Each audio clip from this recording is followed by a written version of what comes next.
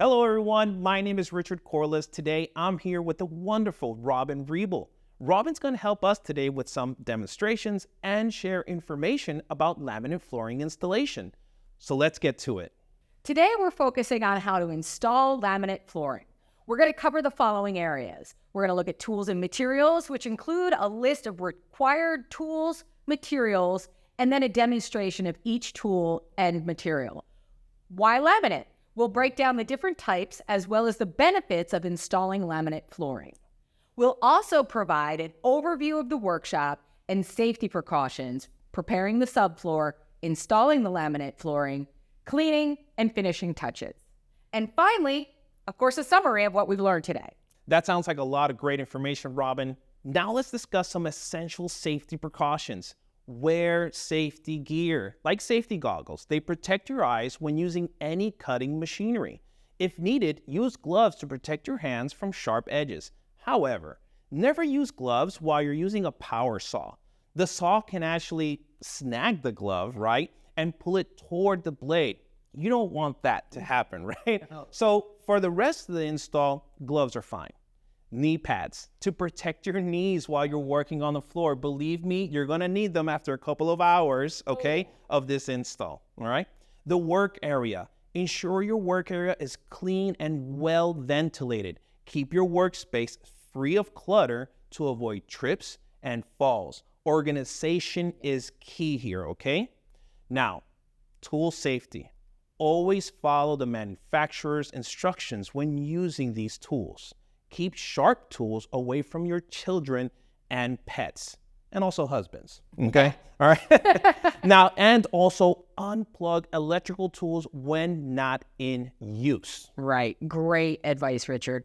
So, Richard, what kind of tools do we need for this project? Okay, awesome. So we're gonna need a couple of tools. If you look below this video screen, you'll see a link below with a resource guide, which lists the tools you're gonna need for this project, okay? Make sure you have the following before you begin the installation process. For instance, a tape measure. This is essential for accurate measurements of your space and laminate planks. A utility knife. It's used to cut underlayment and trimming the laminate planks as well. A miter saw, circular saw, or jigsaw is needed for cutting laminate planks to the correct size, okay? Spacers, a pull bar. This helps to pull planks together. You want those seams to be as tight as possible, okay? A rubber mallet. It's used to tap the planks into place without damaging them. Very important. Always a rubber mallet, never a normal hammer, okay? The tapping block. This is a great tool. It helps to tap planks together without damaging the edges. We'll show that later on in the workshop as well. A speed square. It ensures accurate right angle cuts. Don't try to do this by eye, okay? No. Use a speed square, it's great. You can also use a moisture meter, okay? This is important. It measures the moisture content in various materials, helping to detect and prevent issues like mold, rot, or structural damage. And the most important tool, a pencil. Gotta have a pencil. You're gonna need a pencil. You can't do much with the tools unless you have the materials as well. That's right. Yeah, it'll be a little difficult to install laminate flooring without, the laminate flooring. Correct, yeah. Gotcha. All right, so let's start off with what you'll need. Laminate flooring planks. Choose the style and color that best suits your space. You may need underlayment. This is going to provide a cushion between the subfloor and the laminate, reducing noise. A lot of them have a built-in moisture barrier. You also may need a separate moisture barrier. This protects against moisture from subfloors, especially important for concrete subfloors. Got it. You're going to need a little bit of adhesive. Some laminate floors may require adhesive for certain installations. You're going to need the baseboards and moldings to finish off the edges of the flooring and cover that expansion gap that we're going to talk about a little bit later. Finishing touches. Yep, to make it really a nice finish. Got it. Transition strips. These provide a smooth transition between different types of flooring. So if you have your laminate running up to carpet or tile, you can make that transition beautiful. Understanding your tools and materials are essential to a successful installation. Take your time to familiarize yourself with them before starting your project. Before we get started, here are the steps we will be going over to install laminate flooring. First step, acclimatizing the laminate flooring, right? Preparing the subfloor, which includes cleaning and leveling the subfloor, checking for moisture, installing underlayment, and installing laminate flooring, which includes planning the layout, cutting laminate planks, laying the first row, staggering the planks, finishing the last row, and then we're going to go into finishing touches, including installing baseboards and molding and touching up gaps. Yeah, it sounds like a lot. Why don't we go ahead and just get into it? Let's do it. All right. The first step is to acclimatize the floor. What you want to do is bring the boxes of laminate into the room that you're going to lay them in. The packaging has to acclimate to the room's temperature and humidity. If you don't allow the laminate floor to acclimatize before installation, several issues can arise. Expansion, contraction. That laminate in a flooring is sensitive to changes in temperature and humidity. If it hasn't acclimatized, it might expand or contract significantly after installation, and that's going to lead to gaps or even buckling between the planks. They can warp and they might bend, causing an uneven floor surface. This can affect the overall look and feel of the floor and might require costly repairs or replacements.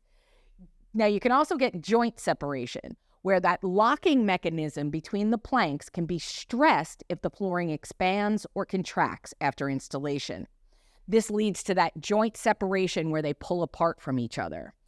If they're not acclimatized correctly, it can also lead to warranty issues. Many manufacturers require a specific acclimatization period before installing as part of their warranty terms. Failing to do this could void the warranty. To avoid these issues, it's recommended to allow laminate flooring to acclimatize in the room where it will be installed for at least 48 to 72 hours. Now, this is going to help ensure the flooring adjusts to the room's temperature and humidity levels. Now, this is not necessary if boards were stored in a similar temperature and humidity space. However, it's always a good thing to do and to ensure that your boards are properly acclimatized. Robbie, when picking out the right laminate floor, what should our customers know about this process? Yeah, there's a lot of variety out there. So there's several types of laminate flooring, and each is designed to meet specific needs and preferences. What we really want to focus on is the thickness and what is called the AC rating. And the thickness itself is going to vary from about 6 millimeters to 12 millimeters. Now, that doesn't seem like a lot, but the thicker the laminate, the more impact resistant. Less echoey, better to hide imperfections, and overall you get that more wood-like feel. Now, if you're balancing your budget with comfort, 8 millimeters is a great place to start. It's going to be a little less expensive, but it's still going to give you a really good look. Now, although the thicker ones are going to give you that better impact resistance, that doesn't necessarily mean it will wear well. For the wear of it, you want to look at the AC rating, all right? Now, the AC rating is the wear rating that measures the floor's resistance to abrasions, stains, and overall durability. The scale only runs from 1 to 6, with 6 being suitable for high-traffic commercial settings like retail stores, things like that. Now, if you have a family, you should probably look for something starting in about that 4 range. And if you have pets, especially dogs, an AC rating of 5 or more would be better. We also have water-resistant and waterproof laminate. And these are ideal for areas that are prone to moisture, like bathrooms and kitchens, right? And sometimes even in basements. Some other types include things like embossed laminate or hand-scraped and distressed laminate, a wider plank, or patterned and specialty laminates. One of my favorite is the laminate with the attached underlayment, right? That leaves, you don't have to add an additional underlayment, and eliminating that need for a separate underlayment during the installation. You definitely want to consider the room's usage and traffic levels. High traffic areas may benefit from a more durable option.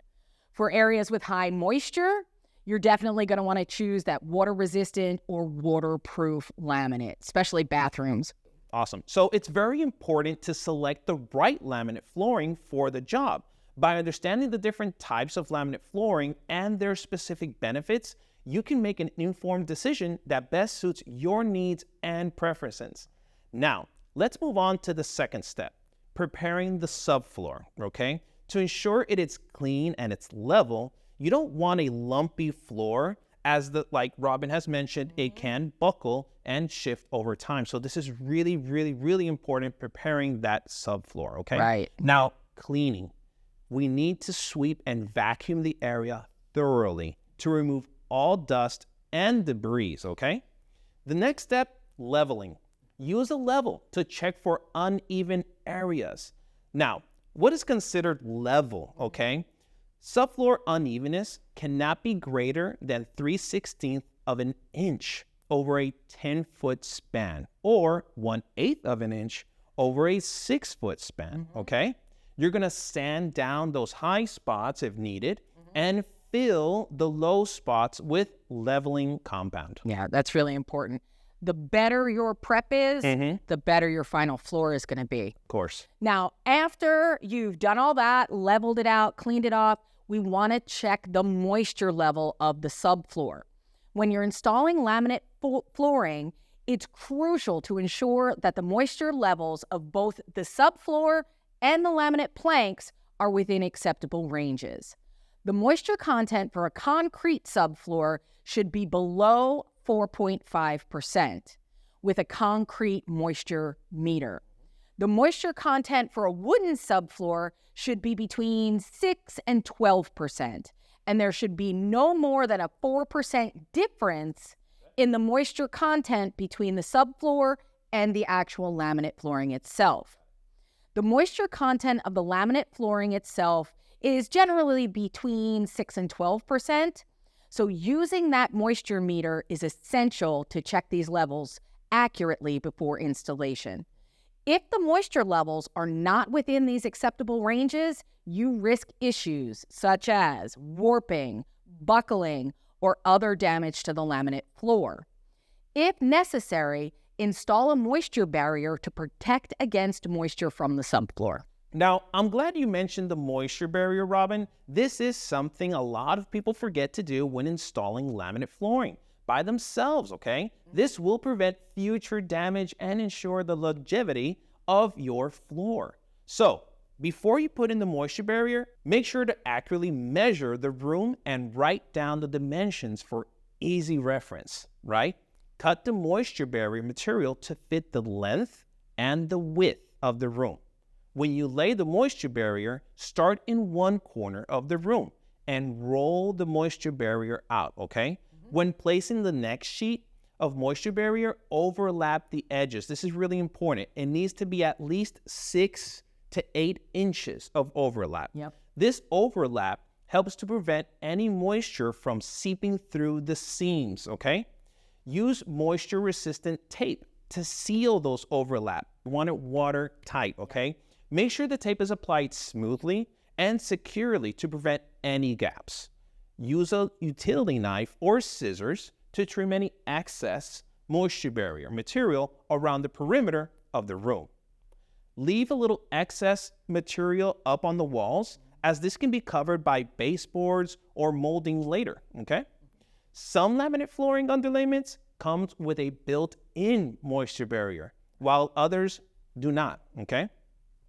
Follow the manufacturer's instructions regarding the use of underlayment. Yeah, it's really important. If your moisture barrier is not combined with the underlayment, you're going to roll out the underlayment over the moisture barrier. So you want to make sure that it fits well, fits into your room, and is laid properly. So I have a question, Robin. What is underlayment? Because we're mentioning it.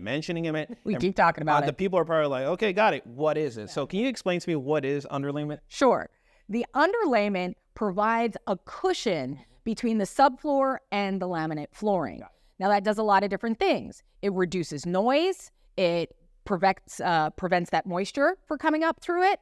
Now, it's also going to enhance the comfort and improve the sound and thermal insulation, right? So the type of underlayment you choose really can depend on the flooring you're installing and the specific needs of your project.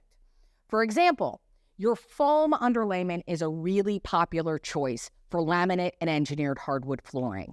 It provides a soft, cushioning effect and is easy to install. This also includes that moisture barrier layer to protect against moisture from below. It's ideal for use on concrete subfloors or over crawl spaces.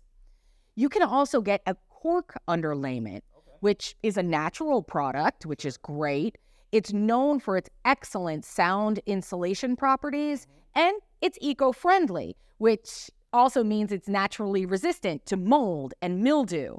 It can be a little bit pricey.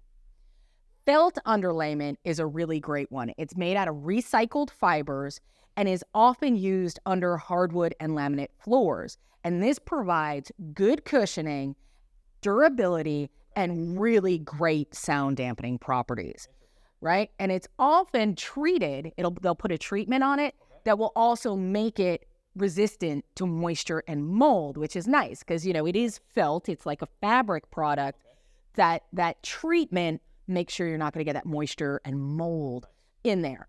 We can also get rubber underlayments. Now, these are usually made from recycled rubber tires, and it's really durable and dense. It's fantastic for that soundproofing. And then, of course, they also have combination underlayments that may have different layers of different materials to provide combined benefits. You really want to get the one that's going to suit your needs the best. What are you most concerned about? So when choosing the right underlayment, consider the type of flooring you are installing. In this case, laminate flooring. Assess the condition and material of the subfloor, concrete, plywood, etc. In areas with high moisture levels, choose an underlayment with a built-in moisture barrier. For multi-story buildings or apartments, consider underlayment with a good sound insulation of properties. In colder climates, choose an underlayment that offers thermal insulation, right?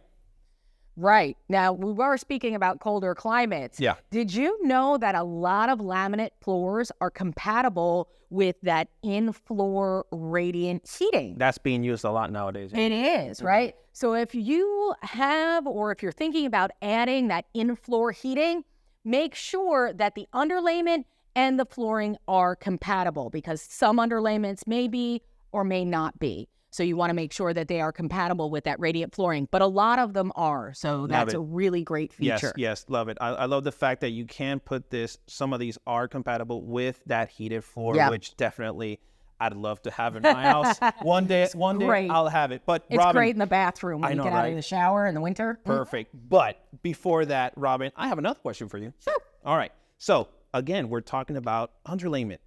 But how do we install the underlayment? It's super easy. The first thing you're going to do is you're just going to roll out the underlayment, like we talked about with the moisture barrier, and cut it to fit the space. You're going to use that utility knife to get the right cut to fit the space. And just like with the moisture barrier that we talked about earlier, you're going to tape your seams together. Now, these don't have to overlap, right? Usually you can butt them up and tape them, but you do want to tape them together to make sure that it is one solid surface. You want to use that moisture resistant tape, like a duct tape or a specific flooring type of tape, in order to keep those things together. Awesome. Listen, proper preparation of the subfloor is essential for a successful laminate flooring installation. Take your time with these steps and ensure a smooth and durable floor. You're already investing a good amount of money in this type of flooring, so and time. So your base is the most important part of this. Now let's move on to the part you all have been waiting for, installing the laminate flooring. Every step in the preparation process is necessary. We've already measured the room and we have those dimensions. The next step is to determine the direction of the boards. Typically, you'll lay the boards parallel to the longest wall in the room. Okay. Now, why is that, Robin? Why is it suggested to lay the boards parallel to the longest wall? Overall, laying the laminate flooring parallel to the longest wall is a common practice because it enhances the visual appeal, flow, and functionality of the room, while often making the installation process a little more straightforward. Now, this is the preferred method, okay? But if for some reason you decide that your room works better laying it the other way, it doesn't affect the installation process at all, okay? So we're still going to install it exactly the same way. So you definitely want to go with what works best for you and decide what's going to be most visually appealing in your home. So in part, it's a little bit of, your self-preference, right? Yeah. Okay, excellent. So next, you will plan the width of the first and the last rows. Why is it important to plan this out rather than just start laying down the boards, right? Yeah, this is really important because if you plan out that first and last row, you're going to make sure that you're going to have balance at both ends. Yes. Right? So you want to have that aesthetic balance. Having an evenly sized first and last row creates a visually balanced and symmetrical appearance of the room. You're not going to have a little sliver at one side. Okay. All right. It kind of gives it a professional finish, right? The floor will be a more professional, polished look overall if it's balanced aesthetically. And it's going to ensure your structural stability. Like I said, you don't want to have any of those little narrow strips, anything less than half a plank. Okay. You want to make sure you have something a little more than that because those narrow strips are really prone to damage. They're less stable and they can break or snap easily, especially in those high traffic areas. Yeah. Those evenly sized rows ensure a better fit and alignment of the planks, and it's just going to contribute to the overall stability of the floor. It's, again, going to simplify that cutting, too. Okay. Right? Trying to cut a little sliver off of a plank is really hard and keeping them consistent. Got it. So this planning ahead reduces the need for complicated or intricate cuts, making the installation process smoother and faster. So, and that proper planning is going to minimize that material waste as you can make more efficient use out of those planks. Exactly. Now, we need to calculate the total width of the planks. You can do this with the pencil and paper or use the calculator on your phone. This is what we're going to do. We're going to calculate the total width of the planks. Determine the width of one laminate plank. You can find this information on the side of the product box, or you can use a measuring tape and make sure to determine the width of the last row, okay? Measure the longest wall of the row. Then subtract an additional ½ inch for the 1/4, right? 1/4 expansion gap on each side. Right. We'll discuss expansion gaps later, but take the total room width minus the ½ inch expansion gap and divide that by the width of one plank to find out how many full planks will fit and how much space will be left over for the final row. If the calculation for the last row is less than half of the width of a plank, you'll need to adjust the first row to ensure the last row isn't too narrow. Adjust the width of the first row. To ensure both the first and the last rows are of even and reasonable width, you may need to rip, which means cut lengthwise, the first row of planks, okay? Calculate the new width for the first row by adding the width of the last row to the width of a full plank. Then you can divide by 2, okay? Let's use another example. Okay. I love examples, right? Yes, please. Yeah, it sounds like a lot of math. It's not that complicated once you figure it out. It really isn't once you get it. But this is the most important part. Everything else is pretty much simple, okay? So, again, for example, assume the room is 132 inches or 11 feet wide. Subtract an extra ½ inch from the total width, to include the expansion gaps, so that would make the room 131.5 inches. Each plank is 7.64 inches wide. We divide the width of the room by the width of the planks, which is 131.5 divided by 7.64. It's about 17.2. So approximately you're going to have 17 planks and a partial plank cut to 0.2 of width, right? Or about 1.53 inches wide, okay? Now, in order to avoid a too narrow last row, you'll want to combine a couple of rows and then shorten them. Add the last row, remember last row, 1.53 inches, right, to a full plank width, which was 7.64 inches, to get 9.17 inches. Okay. Divide this combined width by 2 to get 4.585 inches, or about 9/16 inches, okay? This means both the first and the last rows should be cut to 4 and 9/16 inches. Now, I know we just went through a lot of math, okay? Yes, we did. Don't worry about writing all of this down so you can let your pencils go, okay? After the workshop, you will receive an email where you will be able to review this workshop as many times as you want, and we also will have this available on-demand format for you. Now remember, cutting those laminate planks accurately is crucial for a professional-looking installation. Measure and mark the planks to the desired width for the first and last rows. You'll measure 4 and 9/16 inches, and then using a circular saw or a jigsaw, cut these planks to the desired width. Now, you want to place the cut edge against the wall, leaving the manufacturer's recommended expansion gap. It's usually about 1/4 of an inch. Exactly. So you said to consider the expansion gap when measuring the room's width. What is an expansion gap, first of all, and why do we need it? Okay, that's a great question. So we talked in the very beginning about acclimatizing your floor because it can expand and it can contract. Correct. Right?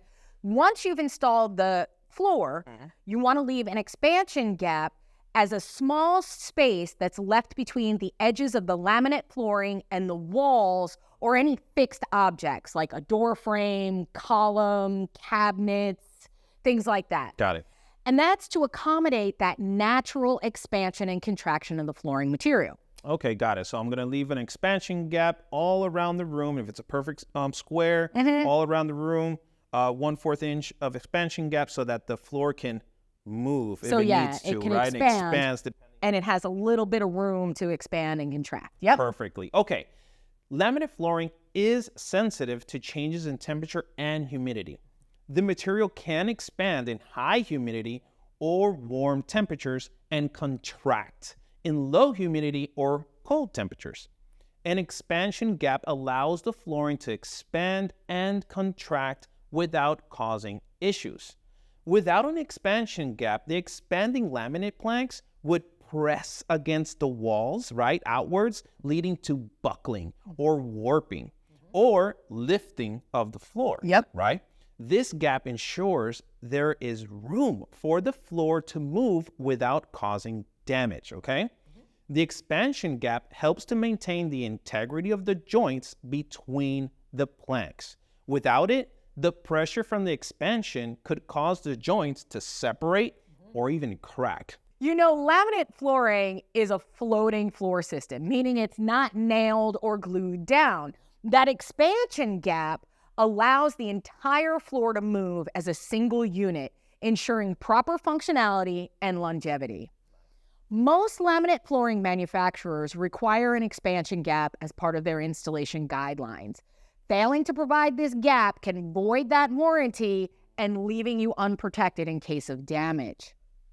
Like we said, typically the expansion gap is about 1/4 of an inch, maybe as much as 1/2 an inch, is recommended around the perimeter of the room. like including walls, doorways, and any fixed objects, like pipes or columns. Use spacers between the flooring and the walls to ensure a consistent expansion gap is maintained during the installation. These spacers can be removed once the flooring is in place. After the flooring is installed, the expansion gap can be covered up by your baseboards or quarter round molding. This not only hides that gap, but it also allows the floor to expand and contract underneath that trim. Now we will continue laying out the first row of planks until you reach the end of the room. As you get close to the end, you're going to notice the last plank may need to be cut to fit in that final space. So for example, if the room is 144 inches long or 12 feet, you're going to subtract that expansion gap at each end, that 1/4 inch on each side, for a total of 1/2 inch. And that's going to give you a total room length of 143.5 inches. The planks we're using are 50 and 5/8 inches long, okay? So we're gonna divide the length of the room by the length of the plank, which is 143.5 divided by that 50 and 5/8. And that's 2.84, which means we will need 2 full-length planks and 1 cut at 42.5 inches. I know, more math. But remember, you won't be cutting all the planks to 42.5 inches. This is only the first row, right? Because moving forward, we will be staggering the planks, offsetting them between 6 and 12 inches, okay? Staggering the joints of laminate planks increases the overall strength and stability of the room. It helps distribute weight and stress more evenly across the surface, okay? Reducing the likelihood of planks shifting or even separating. Yeah. If the seams of the planks are aligned in a straight line across the floor, it creates weak points where the planks can more easily separate or lift. Staggering those joints ensures that no 2 adjacent rows have joints in the same place, and this is going to prevent continuous seams.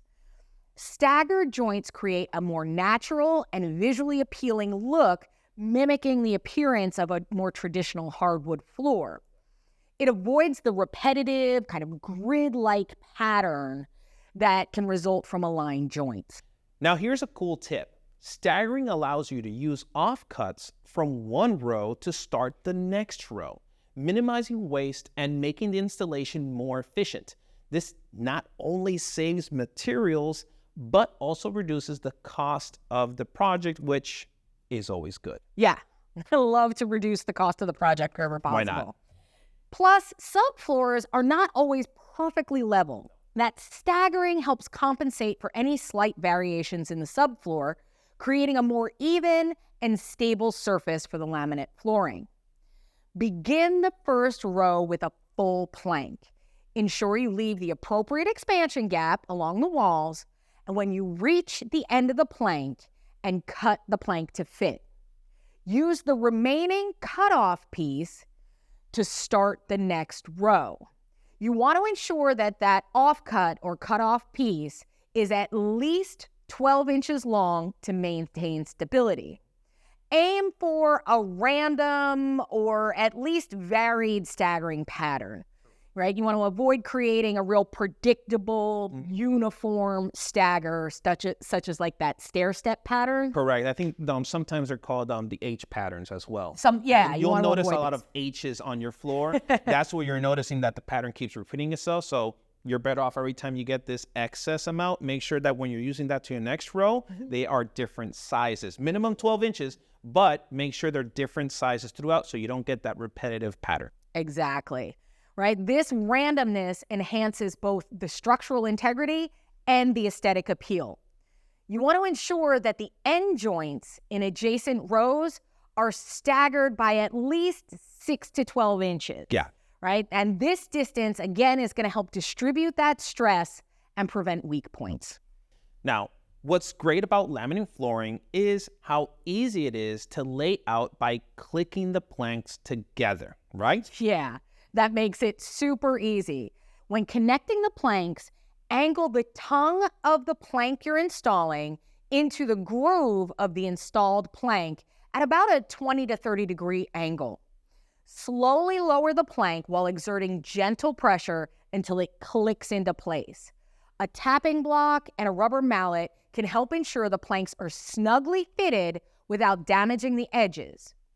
Regularly check for gaps between the planks. If you find any, use that tapping block and the mallet to make sure that you close them. Correct. And sometimes, Robin, when you see that they're not really clicking on together, look for the groove in the tongue. Make sure that the groove doesn't have any debris in between, because that does hold it from clicking together. Right. So make sure they're nice and clean, okay? Sometimes it can happen from packaging.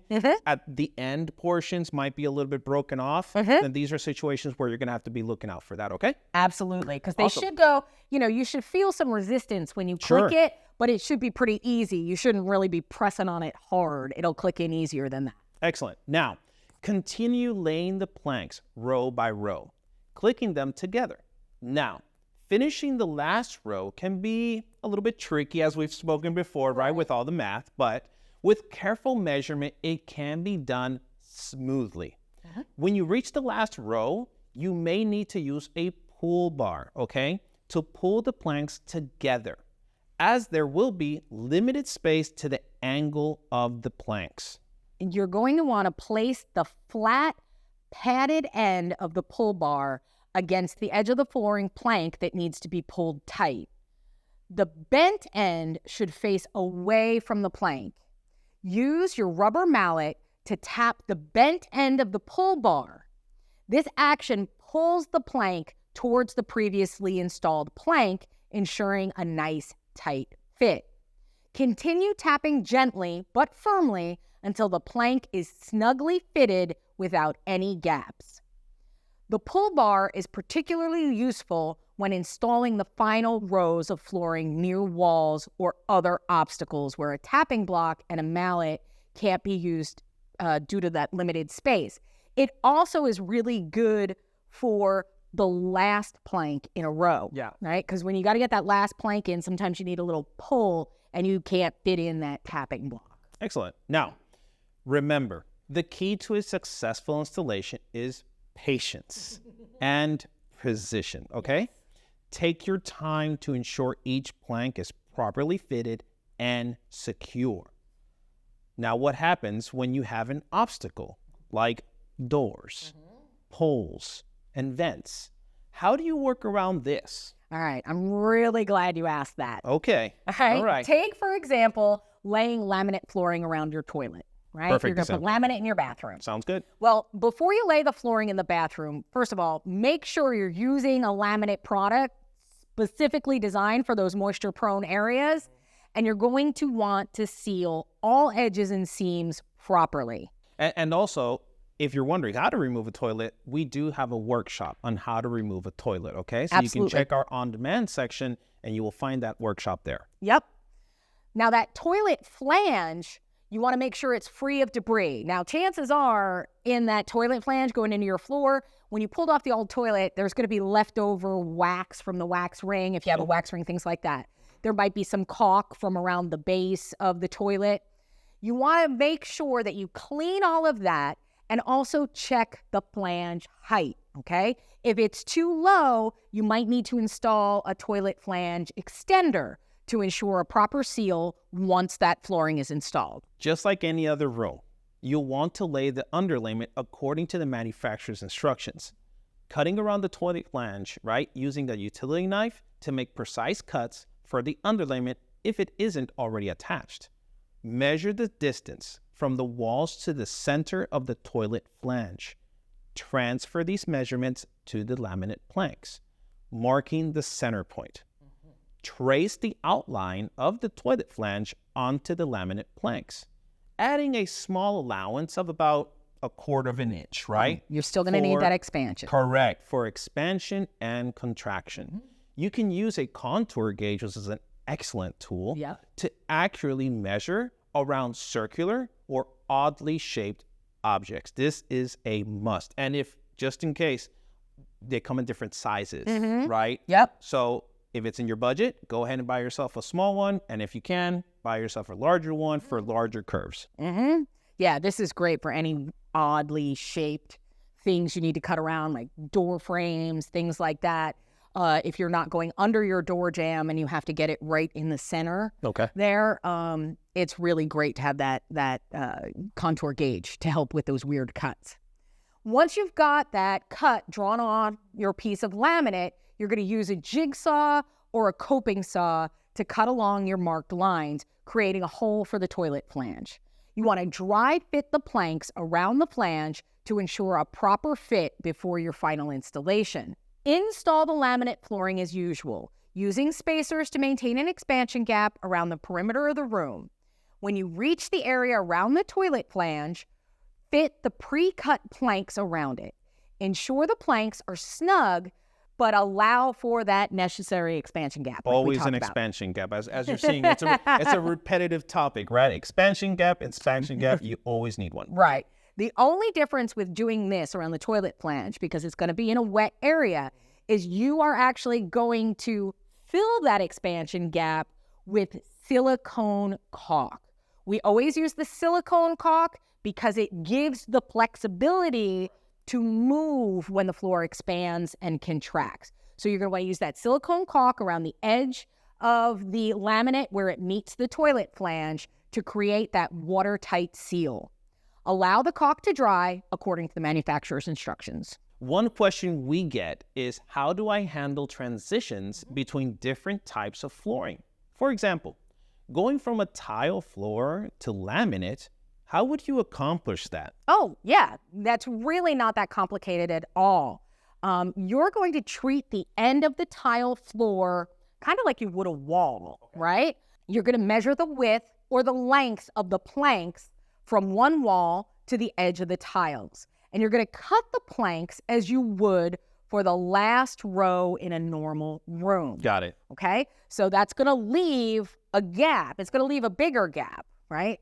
The trick here is we're going to use what's called a transition strip between those two different floor types. Now, you can use it between floor types. You can use them in a lot of areas, wherever you have to make a transition. Okay. Now, talking about transition strips, there are 3 types. You have the T-molding. This one's best for transitioning between 2 floors of the same height, such as laminate to laminate or laminate to tile. You have the reducer. This one's ideal for transitioning between 2 floors of different height, such as laminate to vinyl or laminate to a lower height floor, okay? Then we have the threshold or the end cap. This one's used where the laminate ends and meets a different type of flooring, okay? Such as a doorway or a sliding glass door. Now, you want to measure the width of the transition area where the different types of flooring meet and mark the measurement on the transition strip. Using a miter saw or hand saw, cut the transition strip to the measured length. Now, with these transition strips, there is a metal piece and then there's the transition itself. So you're going to have to make sure that the blade on your saw or whatever you're using can cut through that metal piece as well. Okay, so a more of a multi-purpose saw blade would be better in this case. Sure. Okay. And you could even, for this one, if you only have a saw for wood, but you have maybe an angle grinder with a cutting edge, that'll take care of it real clean. An oscillating tool with a cutting edge will take care of it real clean. Nice. All right? You want to smooth any of those rough edges with sandpaper if necessary. You want to ensure both types of flooring are clean and level. Check that the gap between the 2 floors is consistent with the width of the transition strip's base plus that 1/4 inch expansion gap expansion on each gap. side. Some transition strips come with a metal or plastic track that needs to be installed first, okay? So you're going to center that metal piece in the gap, and secure it to the subfloor with the screws, right? You could also use adhesive if you wanted to. Most of them are screwed down, but check your manufacturer's instructions. Make sure the track is straight and firmly attached. Now, if you're using a T-molding, you're going to fit the T-shaped part of the track and press it down firmly. You can use your rubber mallet to ensure it clicks into place, right? You can also, because again, if we're looking at one of those waterproof floors, you can also add a little bit of that silicone caulk on the bottom of the T-molding. It'll help adhere it and also reduce any the chance of any moisture. So that metal strip is acting like a base for the transition. Yeah, right? Transition is not what gets screwed down. The base is what gets screwed down, and the transition clicks into place. It snaps Anything into it. extra that you can add for extra sturdiness, right? Even better. Right. Now, for reducers and thresholds, those you definitely want to apply adhesive to the bottom of the strip and press it firmly into place. Hold it down until the adhesive sets or use weights to kind of keep it in place. If the strip requires screws or nails, drill pilot holes first to avoid splitting the material. Then secure the strip with screws or nails. Ensure the transition strip is level and securely attached. You want to walk over that transition to test for any movement or instability. Also, depending on the type of flooring you will be transitioning to and from will determine the type of transition strip you will use. For example, laminate to tile. Use a T-molding if both floors are the same height, right? Use a reducer if the tile is higher than the laminate. For laminate to carpet, use a threshold or end cap to transition from laminate to carpet. The transition strip should cover the edge of the carpet and provide a smooth transition to the laminate. For laminate to vinyl, you'll use a reducer if the laminate is higher than the vinyl. Use a T-molding if both floors are the same height. Now, what about doorways? How do you move through different rooms and continue the laminate flooring seamlessly? Yes. Transitioning laminate flooring through doorways and into different rooms while maintaining a seamless look can be a challenge. But it's achievable with careful planning and very precise execution. You want to measure and mark a straight line from the starting point in the first room through the doorway and into the next room. This ensures that the planks are aligned and run seamlessly through the doorway. It's crucial to continue the same layout pattern and staggering of the planks into the next room to maintain that seamless appearance. Begin installing the laminate flooring in the first room as usual, starting from the corner and using your spacers to maintain the expansion gap along the walls. When you approach the doorway, ensure the planks align with your marked line and fit neatly into the doorway space. Measure and cut the planks to fit the doorway. Use a jigsaw or coping saw to cut around the door jambs and casings if needed. Undercut door jambs and casings slightly to allow the laminate planks to slide underneath for a cleaner look. Use a piece of scrap flooring and a handsaw to achieve the correct height for undercutting. Continue laying the planks through the doorway, ensuring they will remain aligned with the planks in the first room. Now, this is if a transition strip is not desired. Make sure your planks are securely clicked together through the doorway without any gaps. Once you've laid the planks through the doorway, continue installing the flooring in the next room. Maintain the expansion gap along the walls and follow the same layout and stagger pattern as in the first room. It is important to maintain the same direction of the planks throughout the rooms to ensure a more uniform appearance. Take your time to measure and cut planks accurately around door jambs and casings for a professional finish. Always leave the recommended expansion gaps around the perimeter of the rooms, including doorways, okay? And before applying adhesive or securing planks. Dry fit the planks and transition strips to ensure everything fits correctly. If you have a waterproof laminate, Okay. it is waterproof.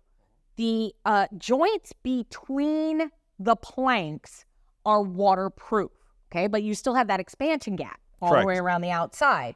You have to make sure that that is waterproof. And in order to do that, what you would need to do is fill that expansion gap with this 1/4 inch, it's called backer rod, right? It is a foam flexible rod, right? So it allows for expansion and contraction because you can squish it and it will move, right? So you will stick that in that expansion gap all the way around your room. Got it. And then you want to cover it with a bead of silicone. Okay, so talking about that waterproofing, now let's recap real quick. Laminate, when we say waterproof, we don't mean that you can put this in a pool, No. bring it back out, and you can use it again. What we mean is that if you spill something on the laminate flooring, you do have some time until you can just dry it off and everything will be okay. Right. That's like, what we mean by waterproofing, right? Or water resistant. Right. This just gives another level to it. In case liquid were to fall on the laminate, it'll roll, right? This won't allow the water to roll underneath your walls. Right. And it's also going to make sure that the water can't get underneath the laminate surface. Because remember, the underside of your laminate floor is made out of a wood product, but it's almost like a press board. So when it gets wet, it swells. And if that gets wet, this is going to keep that water from getting underneath and swelling that press board. Okay, so that's what this does. Once you install this, then you would go ahead and put on your moldings or your 1/4 round. Okay, so you want to fill that expansion gap first, then go ahead and install your moldings and your 1/4 round. Now that we have everything laid out, and we need to make sure we put on the finishing touches. Right. The finishing touches give your floor that polished and professional look. So you want to measure and cut your baseboards and moldings to fit. Right? We're going to glue or nail the baseboards to the wall, not to the floor. You want to make sure you try to hit those studs in your wall. Okay. After installing the flooring and baseboards, you might notice small gaps. Use a floor gap fixer or sealant for minor gaps, okay? Right. Finishing touches here. Proper cleaning and maintenance will keep your laminate floor looking new for years. Sweep or vacuum regularly to remove dirt and debris. Use a damp mop with a laminate floor cleaner for deeper cleaning. Avoid using excessive water and really harsh cleaning agents. To prevent scratching, attach those felt pads or rubber caps to the bottom of your furniture legs to prevent those scratches when moving furniture. You can also place rugs or mats in really high traffic areas and entryways to reduce the wear and tear. Make sure the rugs have a non-slip backing. Use a laminate floor polish periodically to maintain that shine and protect the surface. And always follow the care and maintenance guidelines provided by the laminate flooring manufacturer. Implementing these tips can help keep your laminate floor looking great and extend its lifespan. Excellent. Now, to summarize, we've covered why you want to choose laminate flooring, understanding the tools and materials needed for the laminate flooring installation, preparing the subfloor by cleaning, leveling, and checking for moisture, installing laminate flooring with a step-by-step process, including cutting the planks, laying the first row, staggering planks, and installing around obstacles, adding finishing touches such as baseboards, molding, and touching up gaps. And we also spoke about cleaning and maintaining your laminate floor to keep it looking new. We hope this workshop has provided you with the knowledge and confidence to install your own laminate flooring. Thank you for joining us today. We hope this workshop has been helpful and inspires you to tackle your laminate flooring project with confidence. Remember, take your time, follow the steps carefully, and enjoy the process. We're here to support you every step of the way. See you next time at our next DIY workshop. Always remember, if you have any questions, you can email us at workshopslive@homedepot.com. Happy flooring!